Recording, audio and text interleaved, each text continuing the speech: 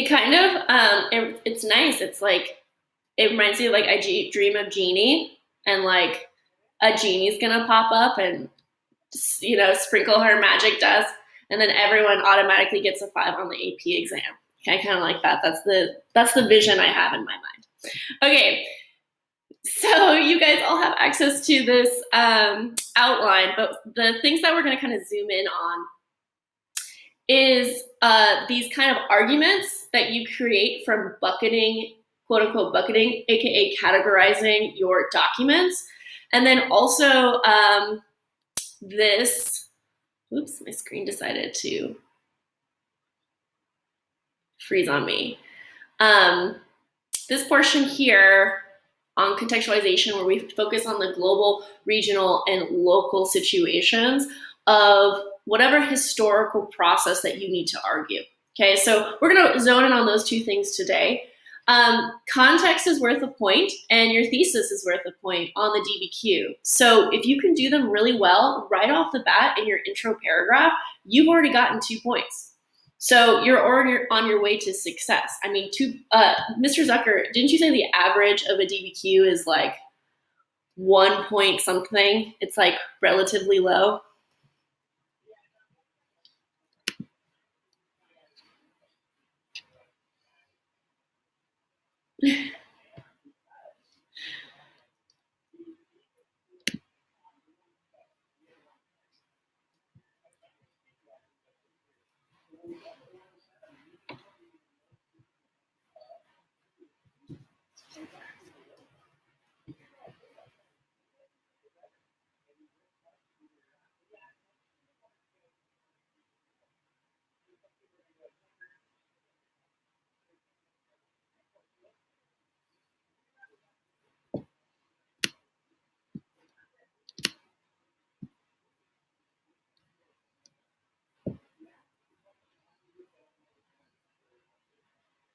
Yeah, absolutely.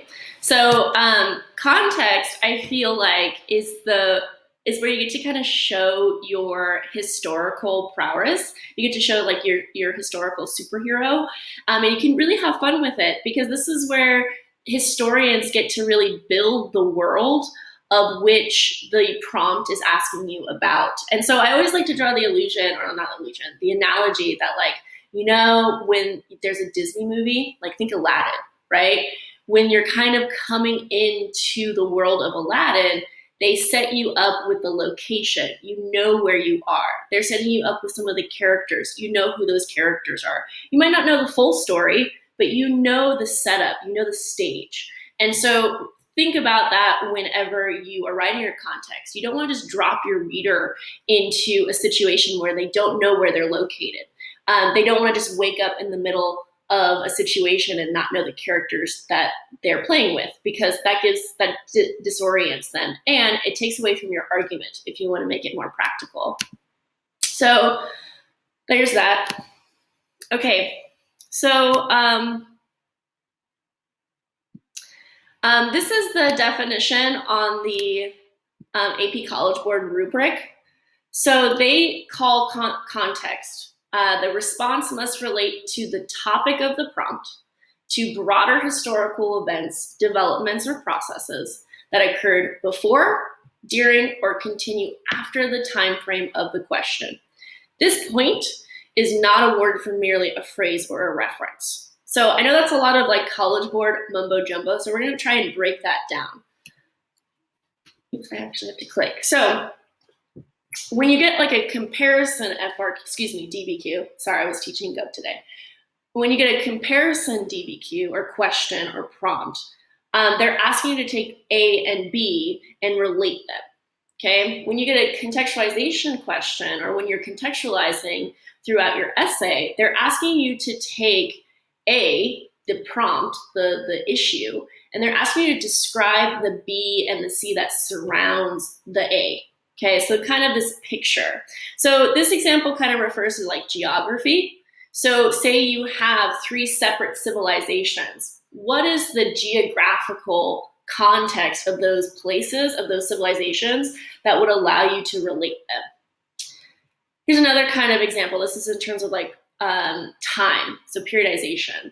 So with a comparison, if you're comparing, you are like, say we have the Great Schism and the Protestant Reformation, that would be a question asking you to compare those two phenomena, those two situations as separate entities. But when you're contextualizing the Great Schism and the Protestant Reformation, it's asking you to describe the world that led to those two events. So these two events existed. Why? What's the who, what, when, where, and why that surrounds those two events? You're not comparing them, but you're using context to describe the fact that they exist in the same type of process or historical development. Mr. Zucker, do you want to take this part, Mr. Zucker, since it's your analogy?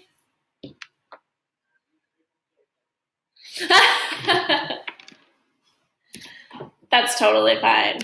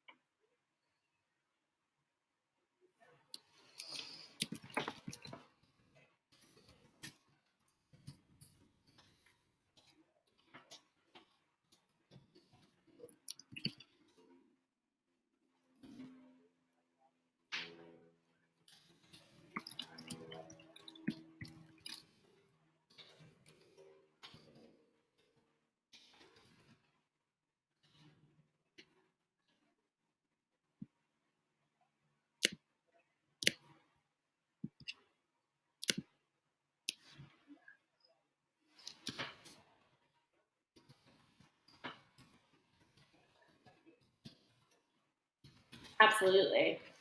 I'm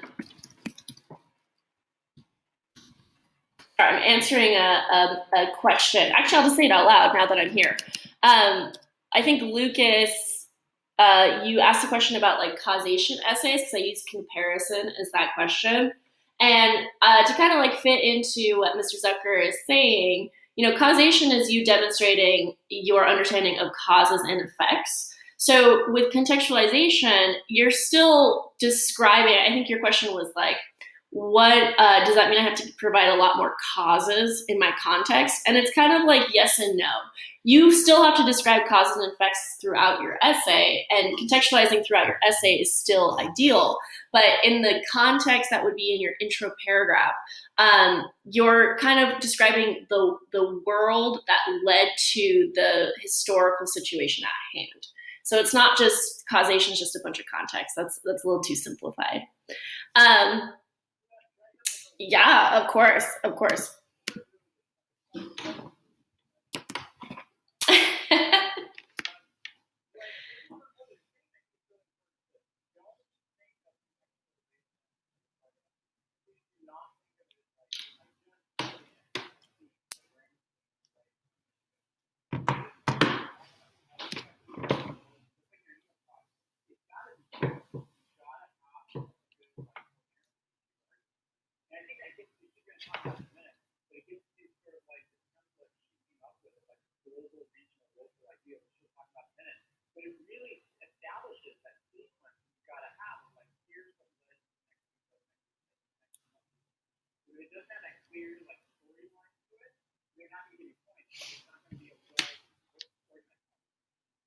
Absolutely. And I like that term storyline. That's why I like this Star Wars analogy so much. Storyline is kind of a key term. I mean, his story is a story, right? And I've read essays by students where like they're just kind of putting in buzzwords for the sake of they think they'll get points because they're putting in historical buzzwords or like putting in dates and facts that loosely relate to the prompt, but it doesn't provide a storyline, like Mr. Zucker said. And that's really important, not only for this DBQ, but also historical writing in general, right? You have to set the reader up so they feel comfortable understanding your argument. if you just spout an argument at them, they're going to feel like they're like being shouted at, and they have no idea why. They're just waking up and being shouted at. That sounds terrible. I don't think any of us want to be in that situation. Okay, so to kind of, Mr. Zucker alluded to this earlier, but he talked about kind of this pattern to set up your context that would be located in your intro paragraph. So you always want to go broad whenever you start your essay and then get more specific by the end of your intro paragraph. And really, if you want to think of your entire essay as being kind of like, what are those things called, Mr. Zucker? Like this, oh my gosh, the sand, the time. Oh my goodness. It's been a rough day today. The hourglass, oh my gosh, that is actually that's the embarrassing part of my day. There's been more embarrassing moments in my life, absolutely. But an hourglass, that's what you should think of your essay. Okay, so it's wider at the top and it's wider at the bottom, but in the center is where those grains of sand go through, and it goes through much smaller, it's much more detailed, right? You get to see each grain of sand, where at the broader parts of the hourglass, there's a lot of sand. So I want you to think of your essay that way. Go broad, go really specific with the details and the evidence and the body paragraphs, and then you go broad again in the conclusion. So a way to get started, if you're feeling really overwhelmed, is look at the prompt and write yourself a storyline. What is the global pattern going on around this prompt, the situation that's going on in the prompt? What is the regional situation? So how are the countries that are involved with this particular prompt, how are they interacting with each other? And then the national or local situation. So what's going on specifically maybe in the country itself, or just what is going on with the specific historical phenomenon or situation that will lead you into your overarching argument. Okay, so I'm going to show you guys. This is a real student of mine, and I don't know if he's here today, and I didn't ask for his approval to use this. You guys always ask for approval. This is his actual essay from his most recent DBQ that he wrote. And I wanted to show you guys how he put in a broad global statement, a more regional statement, and then he got really specific with the prompt before he got to his thesis. So this student said, during the 20th century, great start, because I already know as a reader what century I'm in. Even if the prompt said the 20th century, you still want to set up the when. But right off the bat is preferable. So during the 20th century, throughout the entire world, inequality sealed itself in society through different ideological forms like racism, sexism, and class structure. So right off the bat, he tells me society in the entire world is dealing with this inspect theme, right? Ideological issues of racism, sexism, and class structure. So that as a reader, I'm like, wow, this is an entire process, an entire historical development that expanded over the 20th century across the entire world. Then he leads into the next, more regionalized situation. He says communism, the economical ideology founded by Karl Marx, which was developed over time in the Soviet Union, promoted the creation of a society that provided equality and human rights for all people. So now he's kind of bleeding. And I use that word bleed. It's not like a perfect layered cake, because communism is still kind of a global conversation. And it definitely connects this first part to his second part. But then he brings in this conversation about the Soviet Union, right? The Soviet Union developed this concept of communism. And so now I have an idea of like, okay, so now we're in certain parts of the world and how these parts of the world are interacting with an ideology.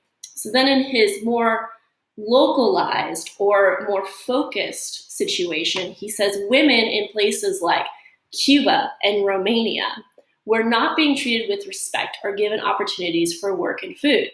After learning about the ideologies and concepts of communism, many women of these countries formed political communist parties to battle injustices and to forge equality for women in the future of their nations.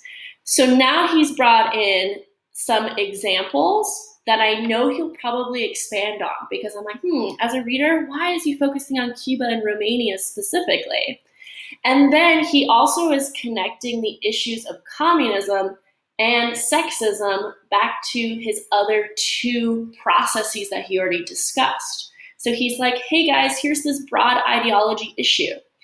Here's a more regionalized explanation of how that historical development is going to lead you into my argument, which is coming later. And so his linking is really intentional, and I think he does a really good job of doing this as well. Mr. Zucker, did you want to add anything? I know I'm kind of taking up a lot of space, and I know a lot of kids are asking questions in the chat. So is there anything you'd like to add?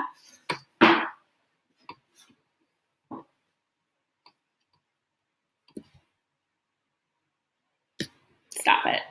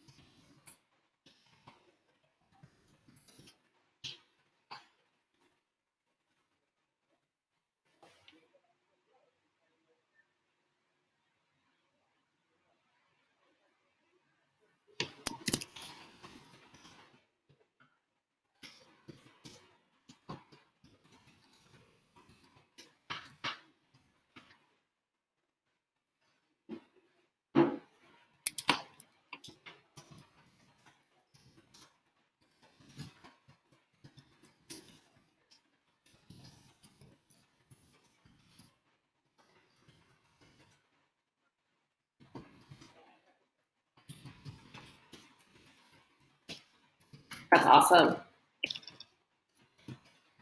Isn't it crazy? I can't type and talk at the same time, Mr. Zucker. I don't know what that is. I'm getting used to it.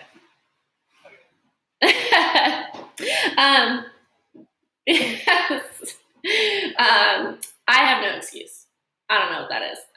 So yeah, awesome. Yeah, exactly. I feel like there is a lot of anxiety, like Mr. Zucker was saying, surrounding like, what if I go blank? But we are in such a unique position, I think, with this particular exam that you guys do have access to building these databases for yourself. Even if we didn't have access to our notes on the exam, I feel as if building these databases beforehand as a study tool is such a great way to like bring all of that stuff back to the forefront. Like Mr. Zucker was saying, you guys are computer, like our brains store things. You have it in there. You just have to bring it back to the forefront.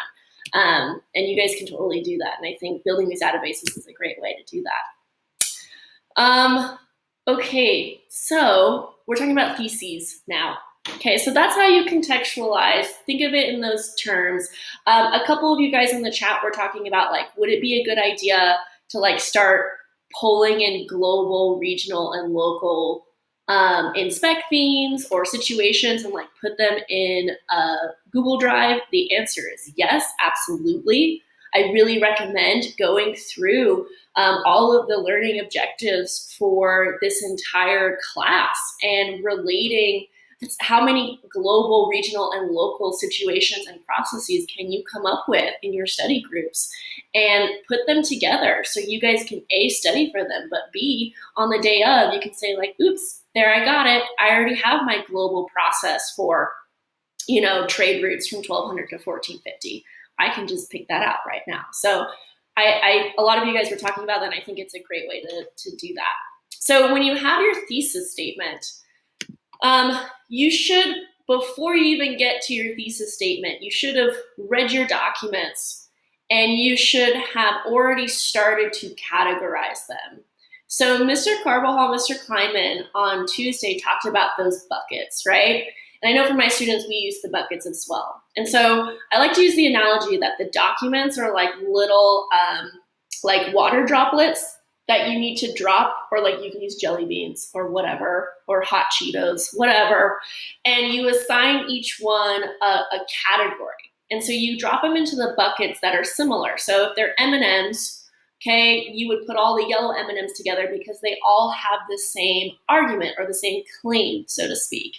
So for this student, he thought that documents 1 and 6 that were given to him had to do with social causes, or what women did to cause social change due to communism. He thought that document number 2 was how women changed political systems. And then he said number 3, that documents 3 and 7 were illustrating the effects, the social effects that communism had on women. Okay, so he divided into these 3 inspect themes.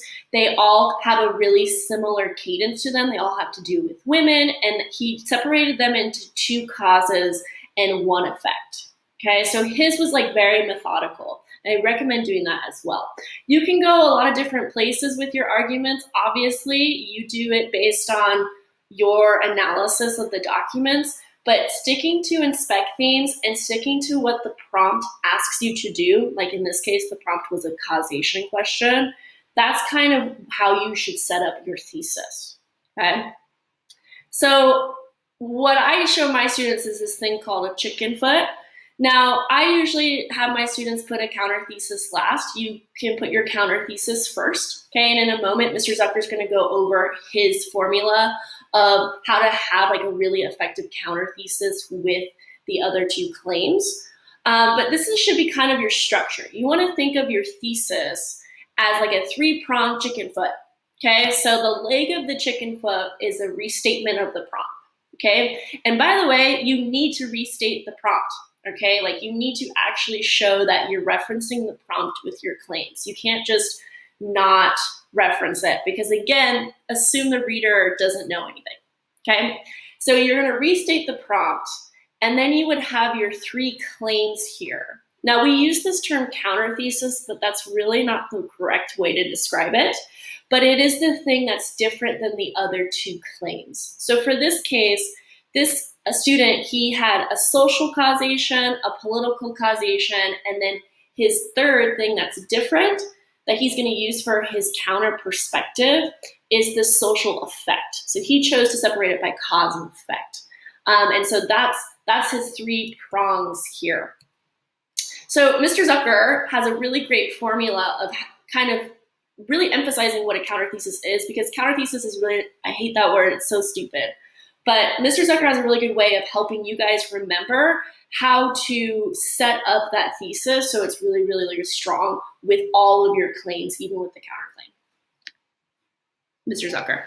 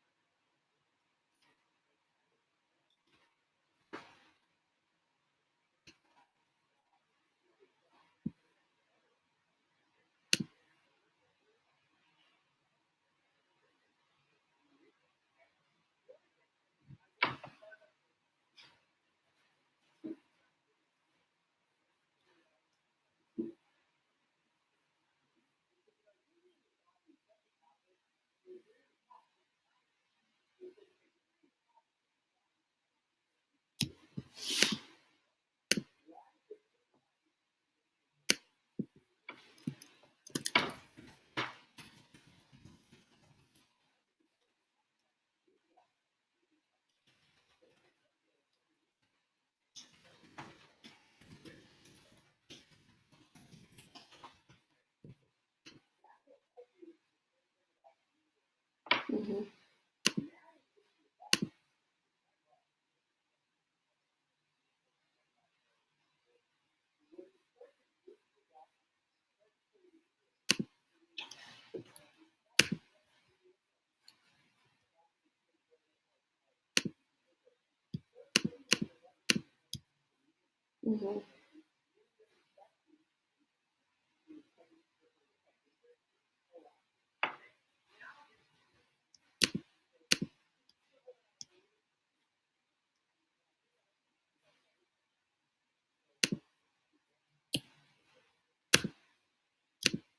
Mm-hmm.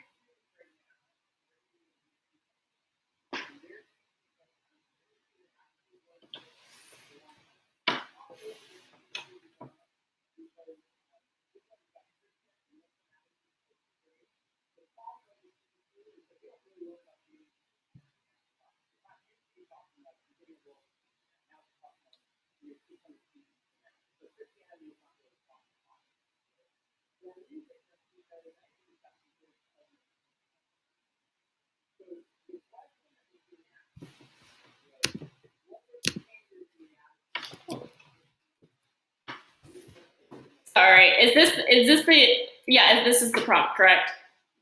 There it is.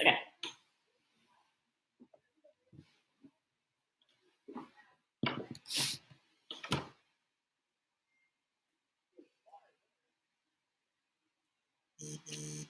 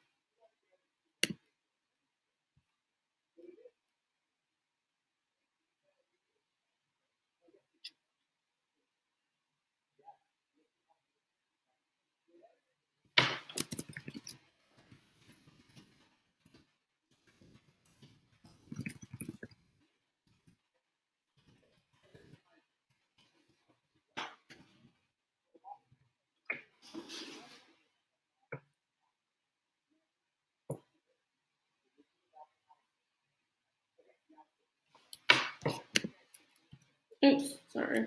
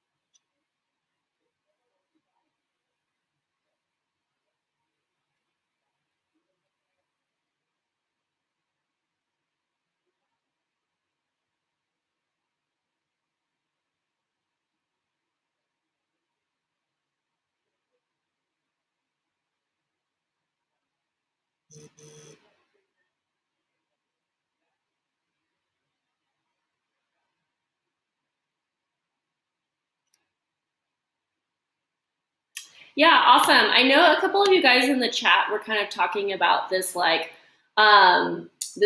over the however point, because I know Mr. Carvajal and I, we always talk about that like however point, and you guys don't really see like a however here.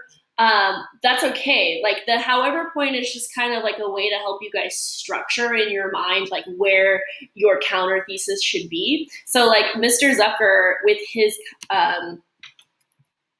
his formula, he goes, well, X may be true because blank, Y is more true because blank. So that's just like that formula is the exact same with however. However, is just another way of saying like, yeah, that's true. However, this is more true. And so Mr. Carvajal and I like kind of our intent of using like however or although is to help you guys like it's a signal to help you guys remember where to put the counter perspective.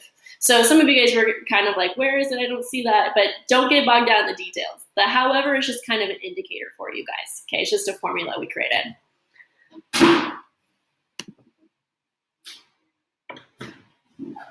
Mm-hmm. We put it right here before the Y. Yeah, and sometimes also like with yours too, you have the counter thesis first, which is totally awesome and totally okay. So it would be with like I think Mr. Carvajal's class and my class, we usually put the counter thesis last. And so if we put the counter thesis last, it would just be right here. So this technically would be like Y is the most true, however, X is not as true because. But it's the same formula, so to speak. Okay.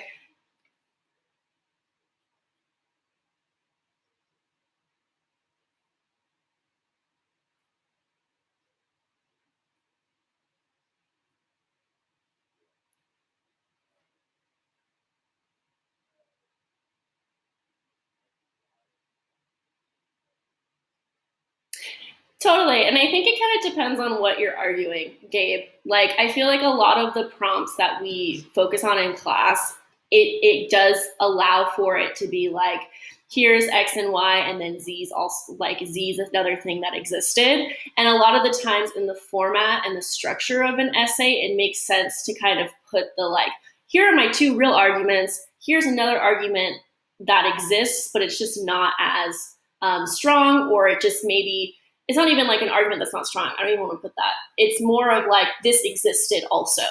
So a lot of the prompts do allow you to do that, right? Like to say like these two things existed and then this other thing also existed. And so like that's totally fine. So it's just a different style. It's style. It's not even that it's whatever. So if it makes more sense for you, Gabe, to do it that way where you put the counter thesis last, then do it that way because that's your style, so to speak. A lot of more questions I see in the chat.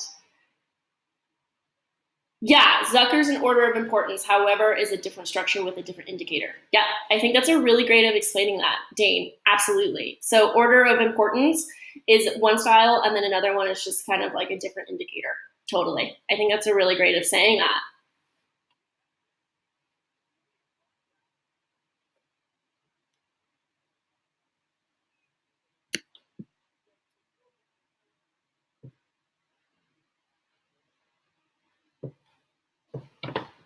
No.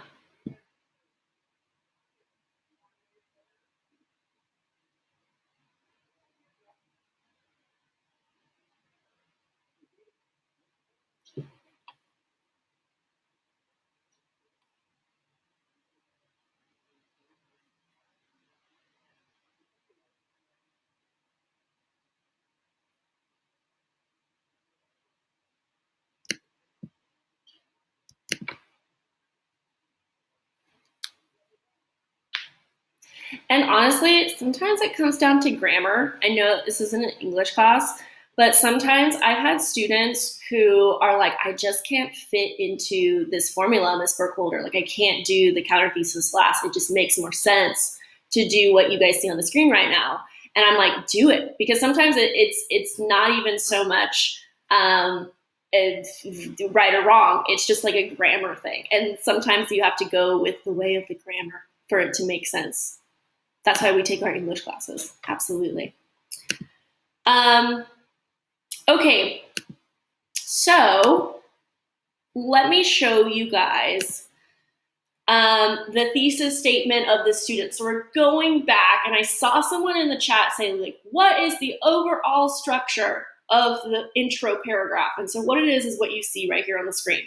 It's that global, that regional, that more local or national focus, and then the thesis final. So I didn't copy and paste this into like a nice, pretty paragraph, but this is what the paragraph would like. This is what your intro would look like. And so this person in my class, using kind of that counter thesis last, his looked like this. He said, in the 20th century, women created and enforced political communist movements and communist social ideas in their government. Boom, look at that. Bucket number one, political communist movement and social ideas in their government. And he says, which caused these political revolutions and communist social occupation opportunities. Now, he doesn't say however, but he uses despite. So he says, despite the social discrimination, which is his third bucket, right, of documents, social discrimination that remained to exist years after these movements ended. So this person used all three of his arguments, he used all three of his buckets, and he still has like these two things happened in history, and they're really great for women. However, there was still social discrimination. So that's that style that he chose to go there. So I see some people asking questions in the chat. And Mr. Zucker, did you want to add anything before I move on to the next part? Okay. Oh, I did see an argument. I did see a question in the chat earlier that I wanted to reference, Mr. Zucker, and maybe you could speak to this a little bit. I think it was Gabe. You asked, is there, like, does it matter the order of documents? And I think maybe what Gabe was asking, and Gabe, you can jump in if you have a question, but like whether or not you should use document 3 first over document 5, even though both of them reference the same issue. And my argument is like, no, like you use the document wherever it seems to fit best in terms of your analysis, but that's for your body paragraph. It doesn't matter if it's chronology or if it's periodized or what have you. But did you want to say something about that, Mr. Zucker? Or?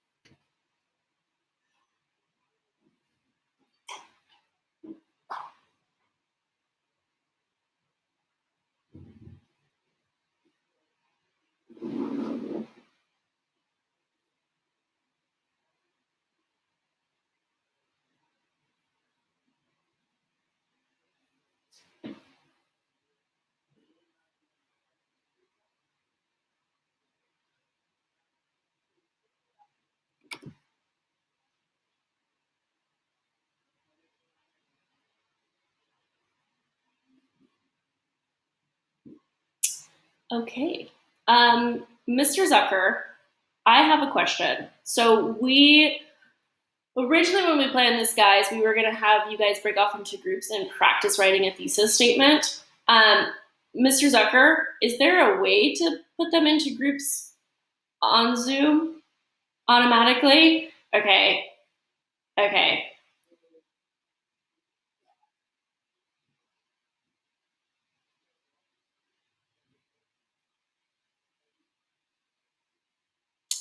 Yeah, 10 rooms sounds good. 5 people a room. That sounds good.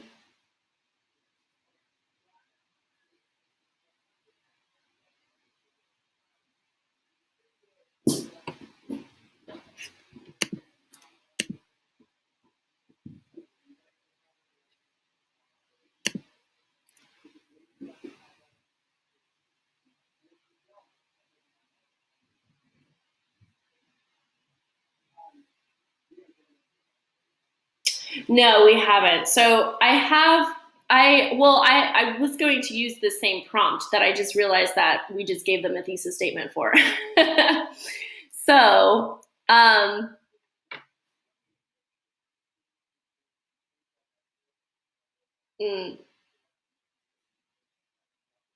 okay, perfect. I think that's a really good idea. Let's do that to practice context.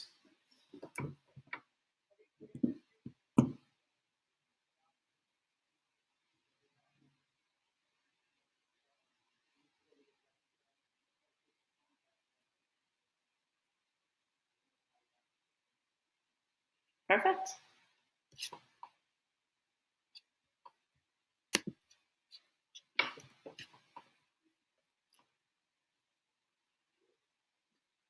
Oops, I got into your guys' group because I'm technically a participant, but I'm going to leave.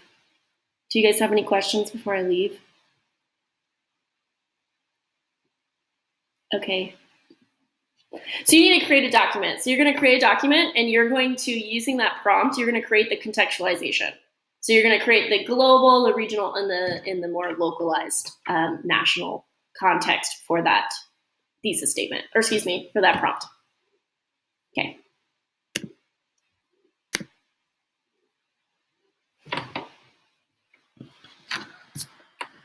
Hi. Oh no, I'm fine. Oh, sorry.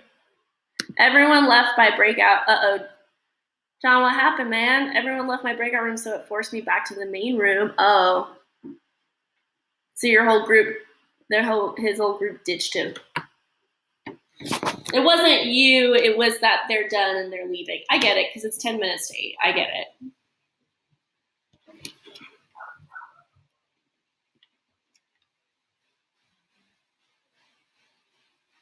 It is them.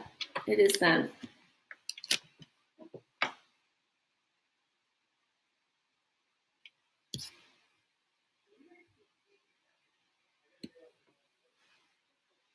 Yeah, we do that. I honestly, I just got that from when I was learning at the AP Institute. So that's the only reason why I started doing it that way. But I was aware that you put it first. And I know with my students, I did tell them that, like, sometimes it just works to put the counter thesis first. And honestly, like, that's okay. And I think with students, they get so stuck in the linear and the black and white. And it's like, it really doesn't matter at the end of the day as long as these components exist. But it's nice to stay consistent for them, I suppose. No. Okay. Okay.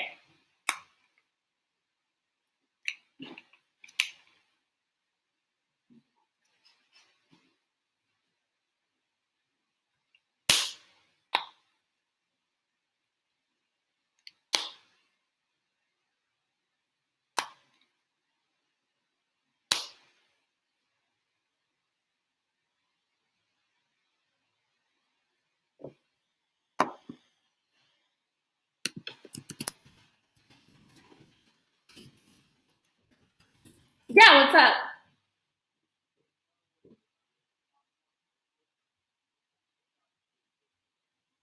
Mm-hmm.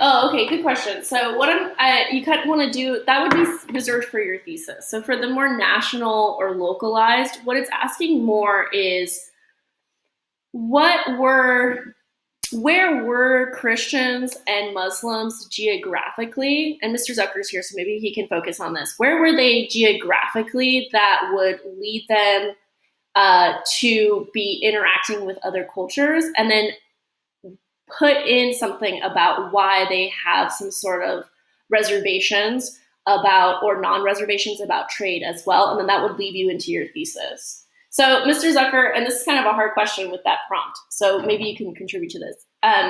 He asked, when talking about like the local for this prompt, he was thinking that he would focus kind of on the same thing that he would put in his thesis about how like Christians were kind of reserved about trading while Muslims were not so.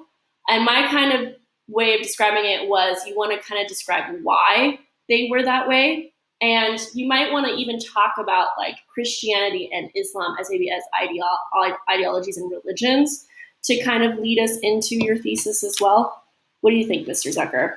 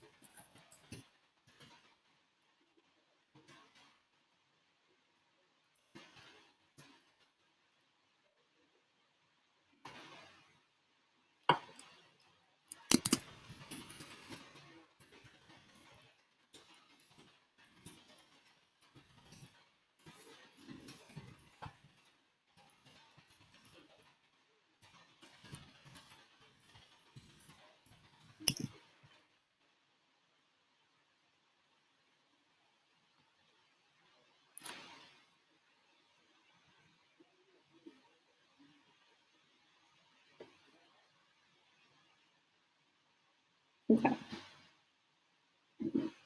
course. Um,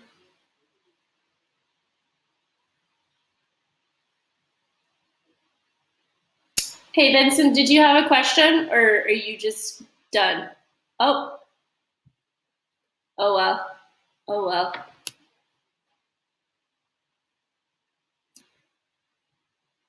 Oh, it Gil's back.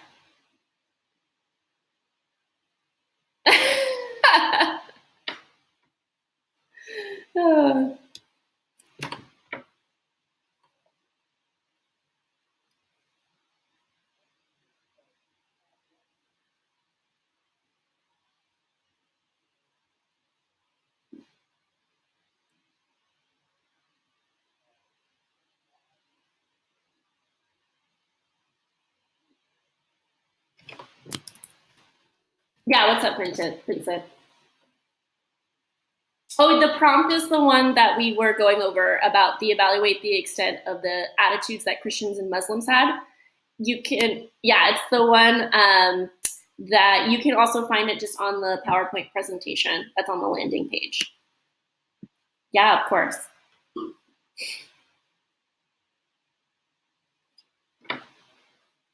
Ugh, terrible. It's really bad. Ugh. I just like run like around the neighborhood. I don't really like. I'm not really going for any awards or anything. It's just a way to get some quick cardio.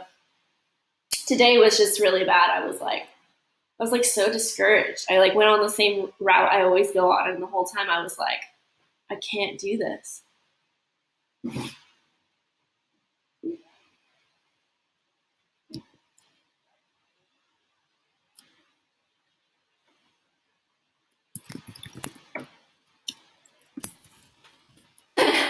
That's hey, that's okay. That's okay.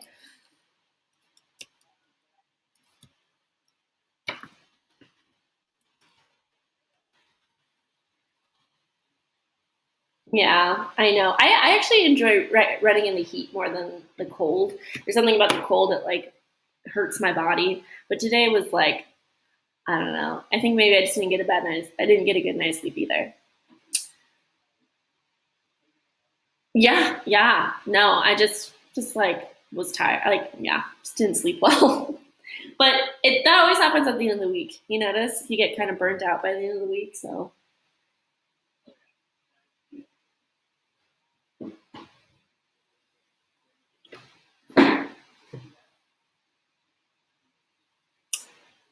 hmm,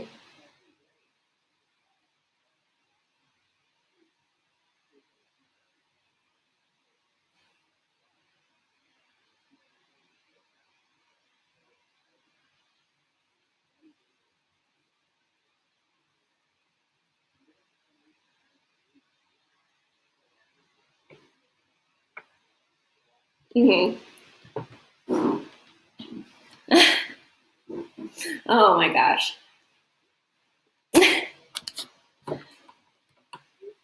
Yeah. Is she a night person? Is she more of a night person?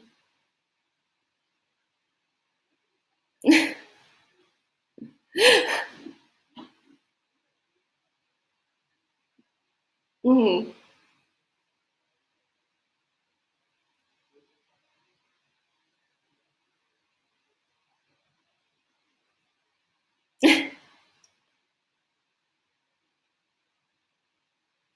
Yeah. Amen. Yeah, Matt, what's up? No, interrupt.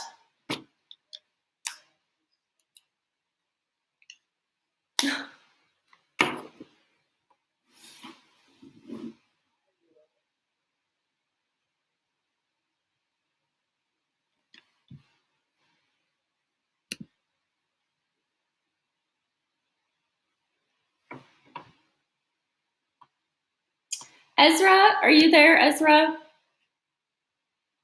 Yeah, did you not get into a group either? Oh, okay.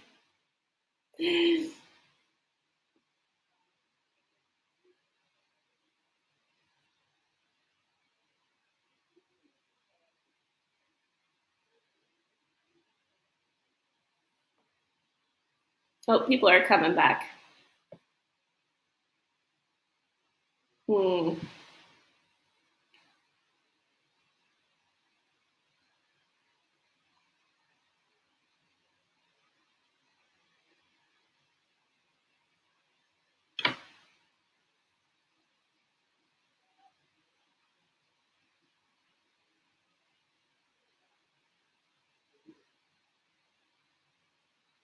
Cool.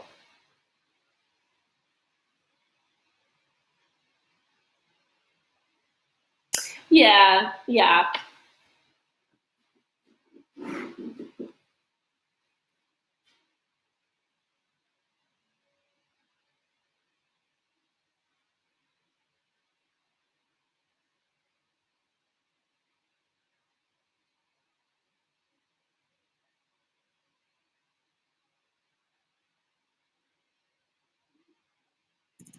I know, it's awkward silence. I got so freaked out. Who's this kid right here? Lucas Budisic.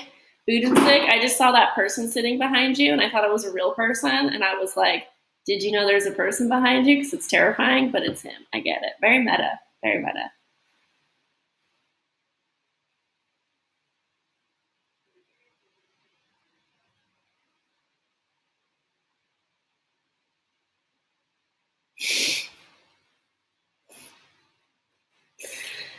Uh,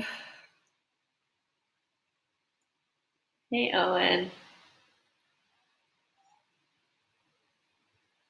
Oh, boy. Owen. Yeah, you call him out for calling my name wrong.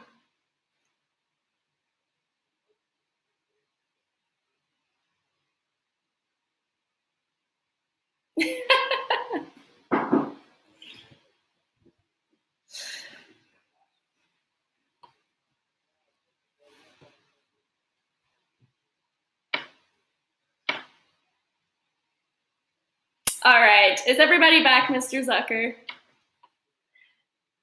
Uh, okay, so since we've been here for a while, we kind of just want to ask if anybody would be willing to share what they got. Is there? Oh, perfect. I got some hands. I got a hand from Gabe and I have an hand from Broderick. Were you guys in the same group? Okay. Do we want to have both Mr. Zucker go or just one? Okay, let's do Gabe then. Since he really likes the idea. Oh, would he be able to share his screen, Mr. Zucker?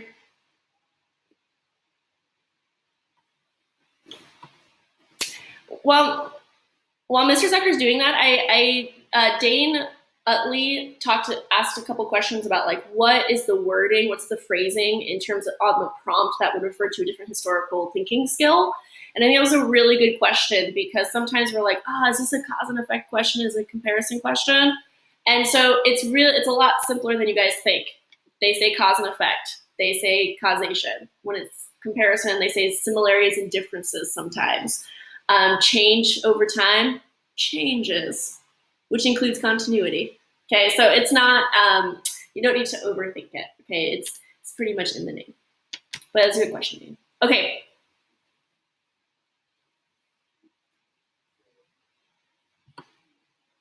Yes.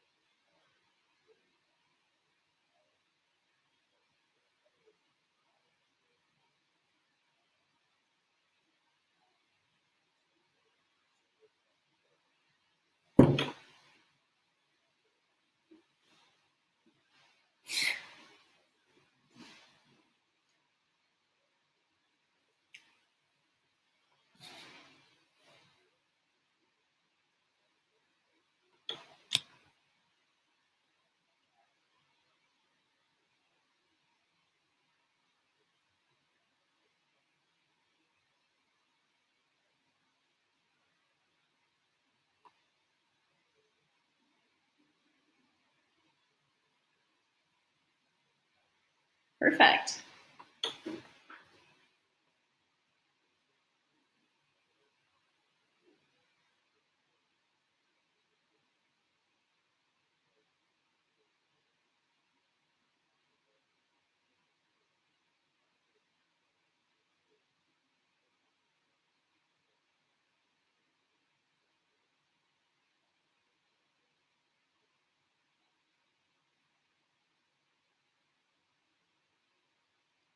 Got awesome teamwork, you guys. Good job, Owen. I'm very proud of you.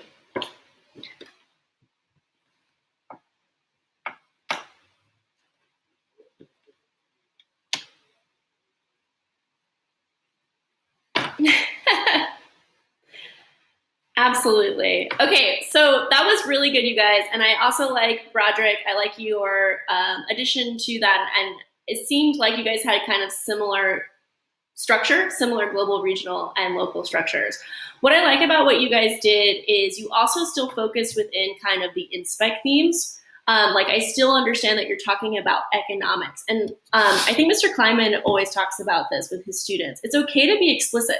It's okay to say like, economically, this is what they did. And honestly, you have to pretend that the reader, knows nothing. So you have to really set them up for that. So I really like that you guys did that.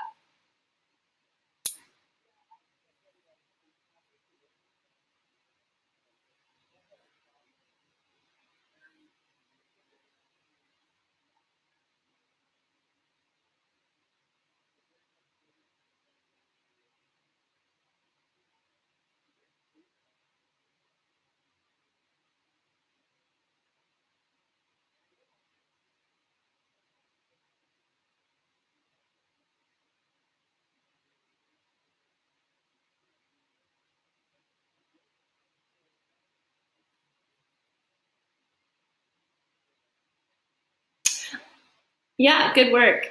Lucas brought up a really good question. He said, should global be a theme like economics? Do you mean like an inspect theme?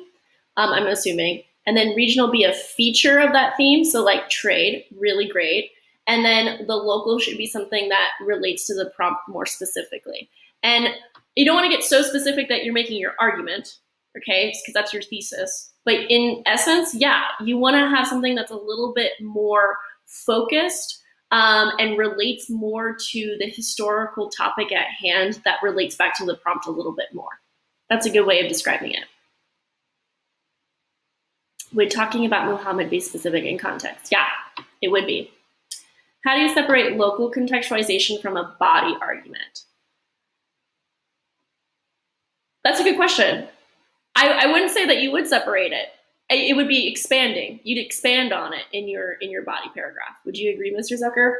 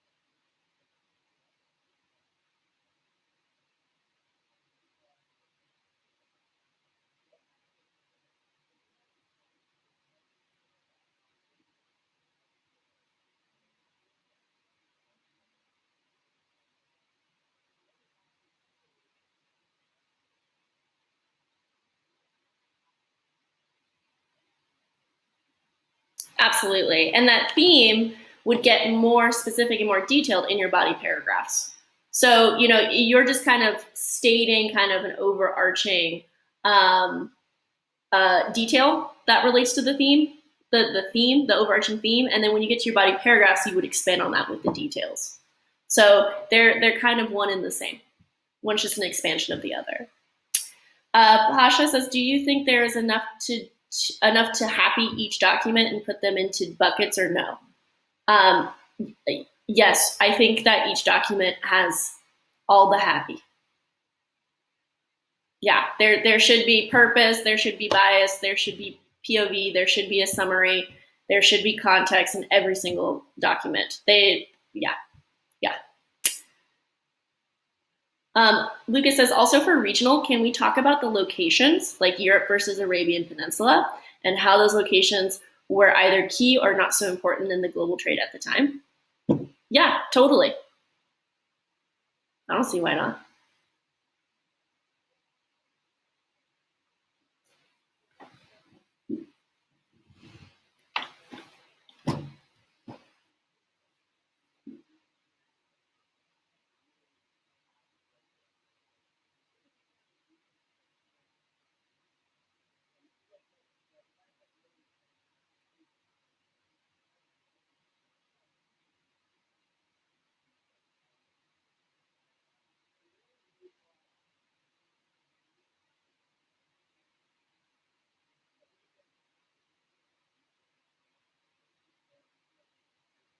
I absolutely agree with that. Yeah. Yes.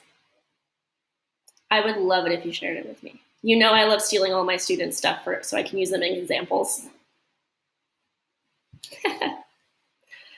All right. I don't see any more questions over here in the chat for you guys, but if anybody has any other questions, I feel like we could probably finish this off, Mr. Zucker.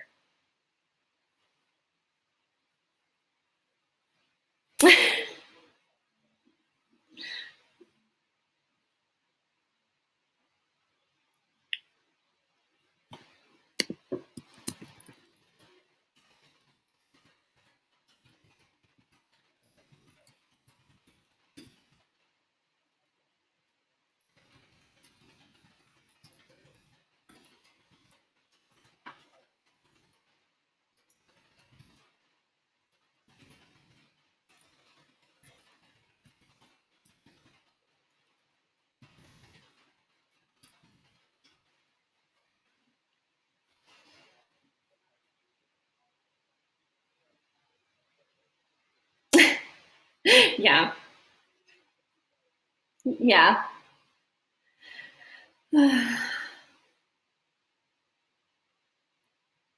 Oh my gosh.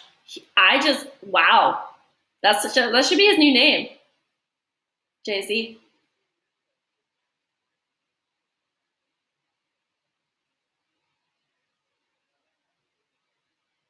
No. Everybody knows who Jay-Z is. They're crazy. Yeah.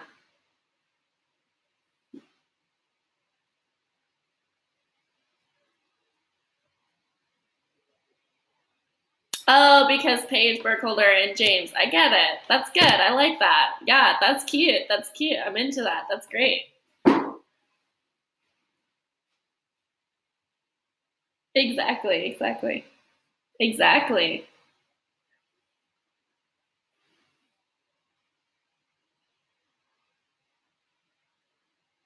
Um, KC, they are the Valley guys.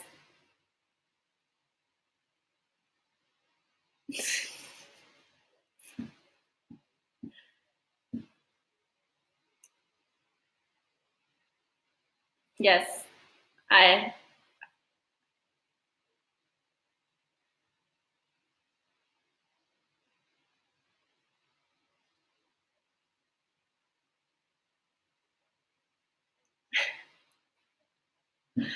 Okay, I'm leaving. How about that? It's bedtime. Mr. Zucker hasn't even had dinner yet. Oh gosh. Okay. Bye, you guys.